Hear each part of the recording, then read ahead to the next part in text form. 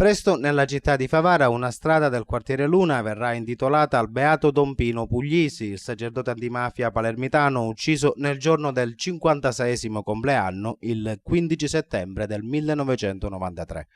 L'amministrazione comunale di Favara e la commissione consigliare alla toponomastica hanno chiuso l'iter burocratico per l'intitolazione della strada. Si attende adesso il nulla osta della prefettura di Agrigento. La comunità ecclesiale di Favara, che ha accolto positivamente l'iniziativa di dedicare in città una strada al parroco del Sorriso, ha voluto ricordare la figura di Don Pino Puglisi con una celebrazione eucaristica officiata nella chiesa della Beata Maria Vergine delle Grazie, la parrocchia del quartiere Luna. Alla funzione religiosa erano presenti tra gli altri anche gli amministratori comunali e il comandante della locale tenenza dei Carabinieri. Durante l'omelia l'arciprete Don Giuseppe D'Oriente ha tracciato il profilo del sacerdote, un uomo semplice che ha scelto di stare strada in un quartiere difficile come quello palermitano di Brancaccio a fianco dei giovani per intraprendere con loro un cammino di legalità. Sull'esempio di Don Pino Puglisi, l'arciprete di Favara invita la società favarese tutta a cambiare il proprio modo di vivere, privilegiando la strada del rispetto per le regole.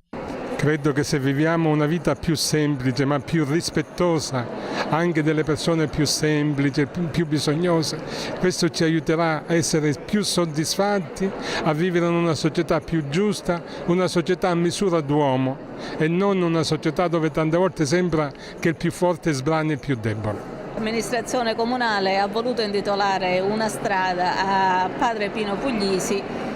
Questo sia per il tributo giusto e doveroso che si ha nei confronti di questo martire da parte della società civile e sia anche come dimostrazione dell'impegno dell'amministrazione comunale nella lotta contro tutte le mafie. È una serata molto emozionante perché già il modello stesso offerto dal Beato Pino è carico di emozioni e di insegnamenti. Se poi ci mettiamo una comunità come quella di Favara che si è riunita qui stasera appositamente proprio per celebrare Don Pino, il ricordo di Don Pino e soprattutto il suo modello di santità.